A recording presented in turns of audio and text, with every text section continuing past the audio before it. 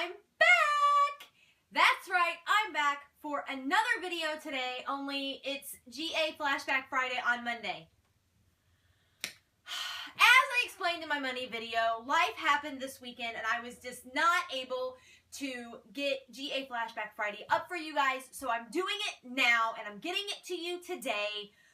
Like I said, it may be late when I get this going, but it's going to be on the page today for you guys to watch today, tomorrow, and for the rest of your lives. Okay? Okay. Center. Right? Right. For GA Flashback Friday, we are hopping the pond, and we are going to Edinburgh, Scotland, to the Edinburgh Vaults. Now, this freaking episode was one of those that made me jump off the bed. But we'll get to that in a minute. As always, I like to give you guys a little bit of history and a little bit of backstory about the location that they're at prior to going into lockdown breakdown. So here we go, yo. Okay? Okay. Now, the underground vaults in Edinburgh, Scotland are one of the most haunted locations in the world, believe it or not. And they are actually built under the South Bridge, which is like, basically it looks like the street in town. Like, it doesn't look like a bridge, but... or all of it doesn't look like a bridge. It's really kind of weird. But the vaults were built underneath of the bridge, originally for storage for the buildings that were built on top of it, which were like goldsmiths and silversmiths and things like that. And then those buildings went out, and in came like the social clubs, the drinking, the gambling, and therefore the vaults kind of went downhill with it, and they no longer were storage for these buildings. They became like the place for the unmentionable. Like you had everything down there, criminals and homeless people and people who just didn't have the money to live in the houses above ground because of hard times and famine and things like that. It just became like this unhealthy, despicable place in society where there was murder and prostitution, and it was just gross. And with that comes death, leading to dark history. Now, this damn bridge, though, was like doomed from the beginning, because 7 days before this bridge was even supposed to be unveiled, the woman who was supposed to christen it died. Really? And the townspeople kept to her word and put her in a casket and pushed her over the bridge. And they believe with that push, the bridge was like cursed from the get-go. Like, it was not ever meant to be anything good. And it lived up to its name. Now, when the criminals moved out, they didn't want anybody else moving in. So they like covered them with rubble and filled them in. And it wasn't until 1988, which was over 100 years after that took place, that a guy crawled under his building to look and see, and he discovered the vaults under his building. And it kind of reopened everything. And with that, kind of opened all the dark history as well. And so what do they do? The logical thing, of course, they give tours to people to check this place out, right? Right. Whatever. Someplace I'm not going to be going anytime soon. It'd be cool to go, I guess, and like experience that, but after what I seen in that vault, I don't know about that. So that's a little bit of history of the Edinburgh Vaults. I didn't go like into a deep, like massive history, and really they didn't either on the show. I think it was just one of those things. It's like, we're going to give you the base before we do the walkthrough and things like that. And of course, then they do their walkthrough before lockdown, and they got introduced to the spirits of the vaults that we know about, or that they pinpointed in the episode. And there are three. There's a woman who doesn't take too kindly to other women who are pregnant, because they believe that she lost a child of her own, and in her own grief is now jealous of anybody else who gets the chance to be a parent. And so she kind of comes after them. She's not real happy or friendly with women. There is a little boy named Jack, who they believe disappeared around 1810. He was one of the missing persons cases there in Edinburgh, and they have seen him in the vaults, and they have heard him in the vaults. And then there is the one and only Mr. Boots. Now, he is believed to have been a slumlord, landlord down in the vaults at one point. A very evil, nasty, mean old man in life and in death. They said he does not like bright lights in his face. He doesn't like people going into his room. It's just, he is just all about his privacy, and he is not about you being all up in his cookies. So, what's Zach do? of course, he taunts him, right? In true Zach fashion. So that is kind of the spirits that are in the vaults that they pinpointed for the episode. Now, it's time for Lockdown Breakdown, which I do every week on Fridays just to give us an overview, or typically on Fridays, except today's Monday, but that's irrelevant.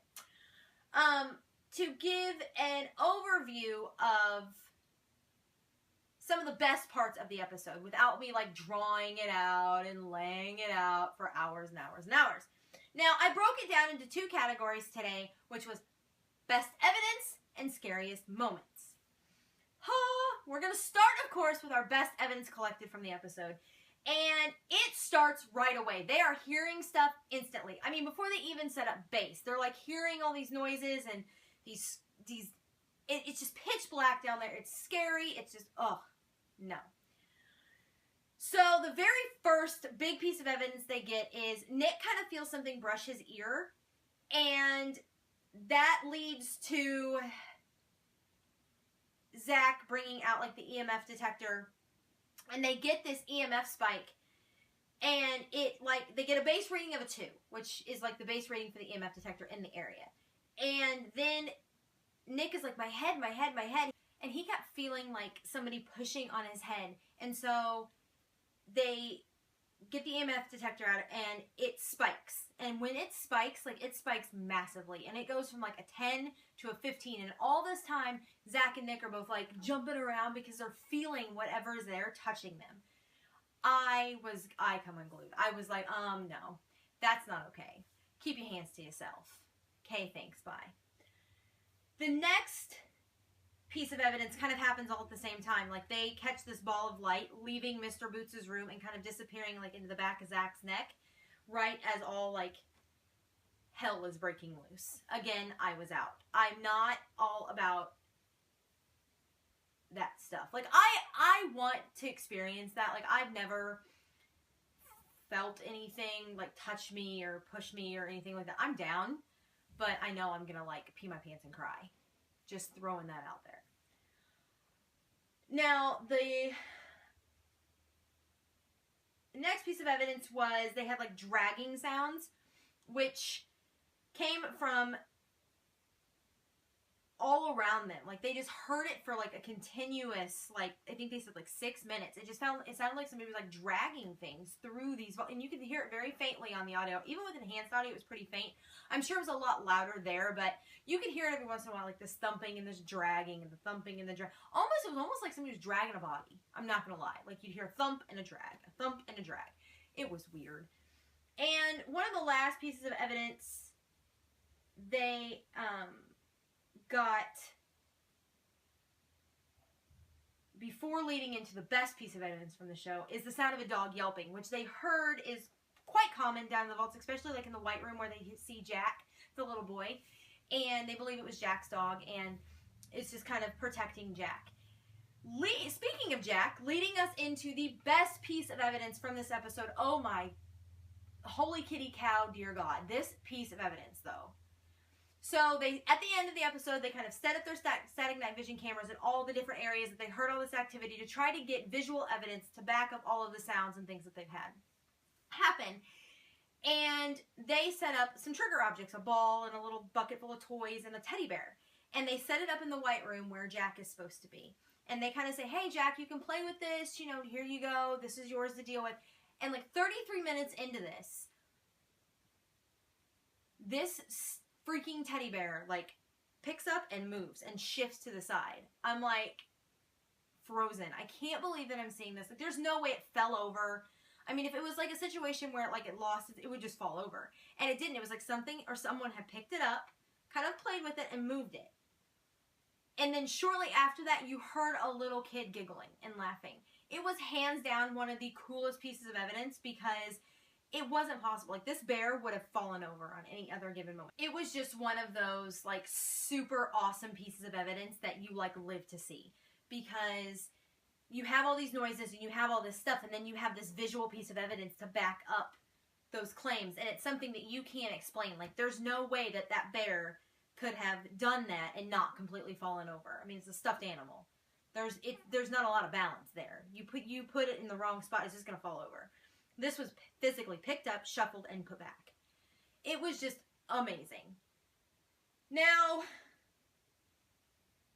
with all that wonderful positivity being said about how this great piece of evidence happened, we're going to go into the scariest moment of the show to end GA Flashback Friday, because it scared me to death. But then again, so does everything else in this world. Zach is in Mr. Boots' room by himself. Put on your big surprise face. And he's taunting him. Once again, put on your big surprise face. This is when Zach taunted everything all the time, because he thought, you know, I'm a bad ass and I can do this. This is before he learned how bad I think things can come back after you. He was a little naive, but it's okay. It's all good. And he was in there and taunting him, saying, why don't you come at me? Why don't you show me that you're here? And do you don't like this light in your face? And I heard you killed a girl down here. Mr. Boots didn't like that. Something, we're assuming Mr. Boots, all of a sudden you heard this scratching on the wall. And it was like claws. It was either like claws or a rock or something, but it scared poor Zach to death. Now, you can see it in his face. Like, I mean, he's in pitch black darkness, but he has a night vision camera and you can see it. I mean, the boy's sweating. Like, he is wigging out. So is this girl. Not gonna lie. I may or may not have fallen off of this bed when I originally watched it, and I may or may not have fallen off of this bed when I watched it again today. Just saying. When you see Zach freak out like that, your natural reaction when you're like caught in the moment is to just, and that's exactly what I did. And like I said, I may or may not have fallen off of this bed, and I can hear my admins laughing at me right now. Sorry, not sorry. But it was one of those moments that you're just like, I think as a Ghost Adventures fan, when I think back to 2008, when I was watching that for the first time, and when the paranormal fad, I guess, or the paranormal thing kind of took off, and these shows were new and everything was different, and you see something like that, or you experience something like that, and you get wrapped up and caught up in that moment, you freak out. That's not something that you experience every day. And this isn't a movie. This isn't a Hollywood production. This is real life. This is happening. And this first season is what made me fall in love with paranormal. I'd always kind of been into it, but this first season is what really got me hooked on the paranormal and on Ghost Adventures. I had fallen in love with the show anyway, but I thought to myself, if I can see more bears move, I'm down. Like, bring it on. Let's do this. I was addicted, and obviously I'm still addicted now. Plus, let's face it, just throwing that out there, Zach freaking out's pretty cute. Just saying. I know all the guys are going to just go, ugh, and all the girls are going to go, true story, preach. But that's beside the point. So that's all I have for GA Flashback Friday. On Monday, I should say, GA Flashback Friday on Monday. I hope you guys have a fantastic rest of the week. Like I said in my GA Recap Monday video, I will be back tomorrow for GA QA Tuesday. So get your questions into me by tomorrow. All things Ghost Adventures related all day, the live long day. And I will also be doing What Should I Do Wednesday on Wednesday, where I answer your general paranormal questions, and you can drop those in there as well. I am exhausted. Now, I am going to go off and do some homework and get this video to you. Like I said, it may be late, but I'm going to get it there, and I'm going to get it uploaded for you guys, and so that you can get my bright, shining face twice today. Have a wonderful rest of your Monday. I will see you tomorrow.